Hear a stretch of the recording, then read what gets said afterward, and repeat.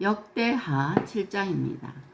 솔로몬이 기도를 마침에 불이 하늘에서부터 내려와서 그 번제물과 제물들을 사르고 여호와의 영광이 그 성전에 가득하니 여호와의 영광이 여호와의 전에 가득하므로 제사장들이 여호와의 전으로 능히 들어가지 못하였고 이스라엘 모든 자손은 불이 내리는 것과 여호와의 영광이 성전 위에 있는 것을 보고 돌을 깐 땅에 엎드려 경배하며 여호와께 감사하여 이르되 선하시도다 그의 인자하심이 영원하도다 하니라. 이에 왕과 모든 백성이 여호와 앞에 제사를 드리니 솔로몬 왕이 드린 제물이 소가 22,000마리요 양이 12만 마리라. 이와 같이 왕과 모든 백성이 하나님의 전에 낙성식을 행하니라. 그때에 제사장들은 직분대로 모셔서고 레위 사람도 여호와의 악기를 가지고 섰으니 이 악기는 전에 다윗 왕이 레위 사람들에게 여호와께 감사하게 하려고 만들어서 여호와의 인자하심이 영원함을 찬송하게 하던 것이라. 제사장들은 무리 앞에서 나팔을 불고 온 이스라엘은 서 있더라. 솔로몬이 또 여호와의 전 앞들 가운데를 거룩하게 하고 거기서 번제물과 화목제의 기름을 드렸더니 이는 솔로몬이 지은 놋제단이 능히 그 번제물과 소제물과 기름을 용납할 수 없음이더라. 그때에 솔로몬이 7일 동안 절기를 지켰는데 하맛 어기에서부터 애굽 강까지의 온 이스라엘이 심히 큰 회중이 모여 그와 함께 하였더니 8째 날에 무리가 한 성회를 여니라. 제단의 낙성식을 7일 동안 행한 후 이 절기를 7일 동안 지키니라. 7째 달 제 23일에 왕이 백성을 그들의 장막으로 돌려보내매 백성이 여호와께서 다윗과 솔로몬과 그의 백성 이스라엘에게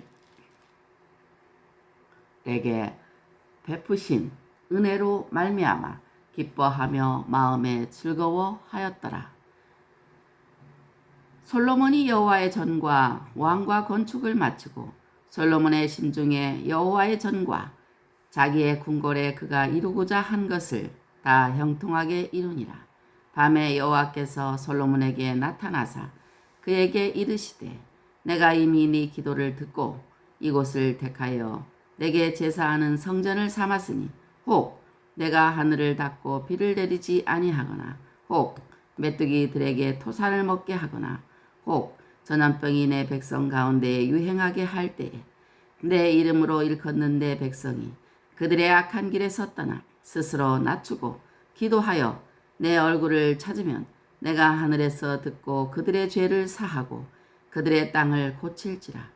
이제 이곳에서 하는 기도에 내가 눈을 듣고 귀를 기울이리니 이는 내가 이미 이 성전을 택하고 거룩하게 하여 내 이름을 여기에 영원히 있게 하였습니다.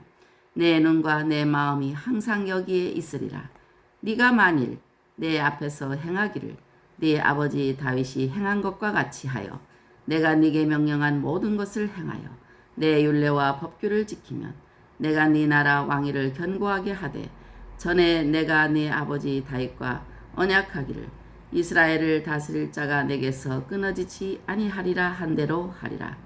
그러나 너희가 만일 돌아서서 내가 너희 앞에 둔 내 율례와 명령을 버리고 가서 다른 신들을 섬겨 그들을 경배하면 내가 너희에게 준 땅에서 그 뿌리를 뽑아내고 내 이름을 위하여 거룩하게 한 이 성전을 내 앞에서 버려 모든 민족 중에 속담거리와 이야기거리가 되게 하리니 이 성전이 비록 높을지라도 그리로 지나가는 자마다 놀라 이르되 여호와께서 무슨 까닭으로 이 땅과 이 성전에 이같이 행하셨는고 하면 대답하기를 그들이 자기 조상들을 애굽 땅에서 인도하여 내신 자기 하나님 여호와를 버리고 다른 신들에게 붙잡혀서 그것들을 경배하여 섬김으로 여호와께서 이 모든 재앙을 그들에게 내리셨다 하리라 하셨더라.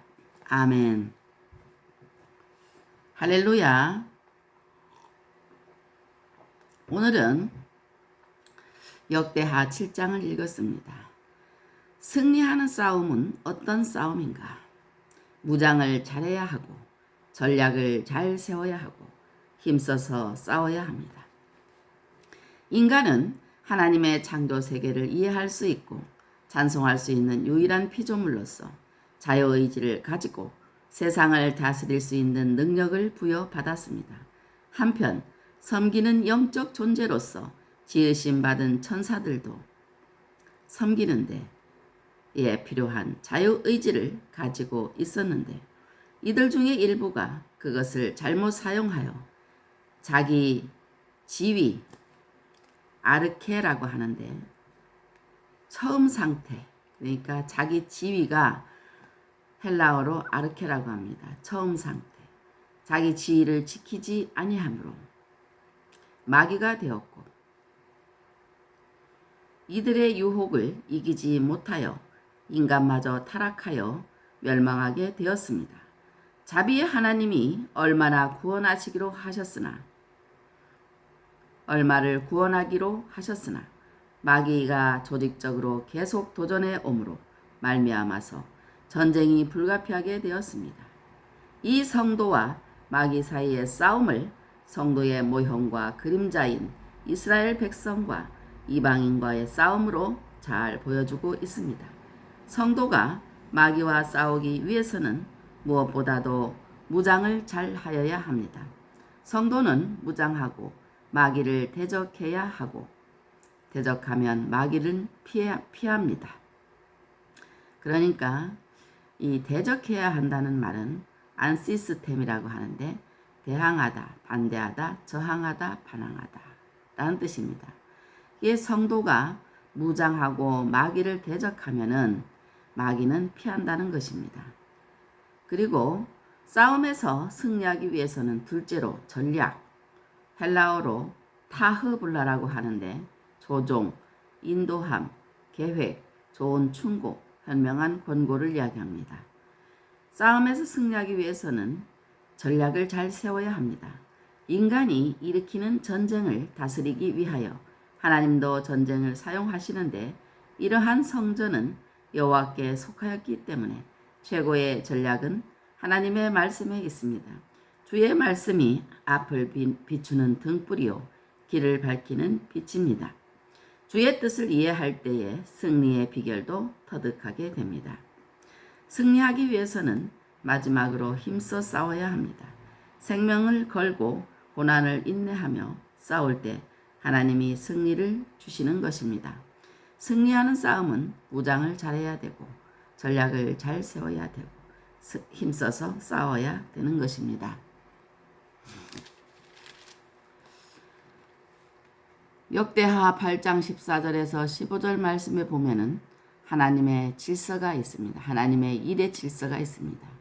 첫 번째, 세워진 규정에 따라 해야 되고 차례를 정해 공평하게 해야 되고 각기 직분대로 책임있게 행해야 됩니다. 그러니까 하나님의 일의 질서는 세워진 규정에 따라 일해야 되고 두 번째로 차례를 정해 공평하게 해야 되고 세 번째로 각기 직분대로 책임있게 해야 되는 것입니다. 하나님이 이 광막한 천지를 창조하셨습니다. 천지는 눈에 보이지 아니하는 작은 것부터 우주의 끝까지 살피면 살필수록 기가 막힌 질서 가운데 운행되고 있습니다. 이런 우주를 창조하신 하나님은 무질서, 헬라어로 아카타스타시아라고 하는데 불안정, 동요, 혼동, 소동이란 뜻입니다. 이 무질서의 하나님이 아니십니다.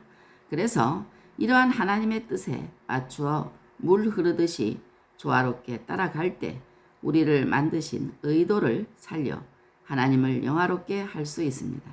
아브라함이 믿음의 조상으로서 온 인류 구원의 표상이 될 수 있었던 것은 그가 하나님을 믿고 이러한 하나님의 질서를 이해하고 말씀에 순종하고 명령과 계명과 율례와 법도를 지켰기 때문입니다. 하나님의 영광을 위하여 지어진 인간은 인간의 행복을 위하여 세우신 명령과 규례를 따를 때 소기의 목적을 이루어 하나님을 영화롭게 하고 본인도 영생을 얻고 행복을 이룰 수 있습니다. 솔로몬은 초기에는 그러하였으나 말년에는 이방인 아내들의 꾀에 넘어가 실패하였습니다. 이스라엘이 주의 법도와 규례를 떠날 때 70년간의 포로 생활이라는 징계를 받았습니다. 질서 있게 지어진 세상에서 질서 있게 살아감으로 우리의 존재가 하나님의 영원하신 나라와 연결되기 위해서는 정의롭고 진실되고 거짓이 없으신 하나님을 따라서 공의롭고 바르게 살아야 하고 매사에 공평을 베풀고 바른 길로 행해야 됩니다. 공평, 체데크는 올바른, 의로운, 공정한, 헬라어로는 이스테스, 조건이나 비율이 유사함, 동등함이란 뜻입니다.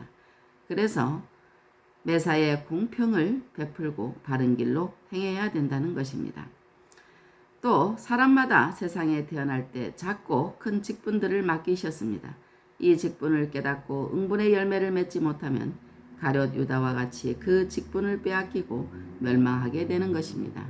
하나님의 일의 질서는 세워진 규정에 따라야 되고 차례를 정해 공평하게 해야 되고 각기 직분대로 책임있게 해야 되는 것입니다. 아멘. 오늘도 주님 안에서 승리하세요.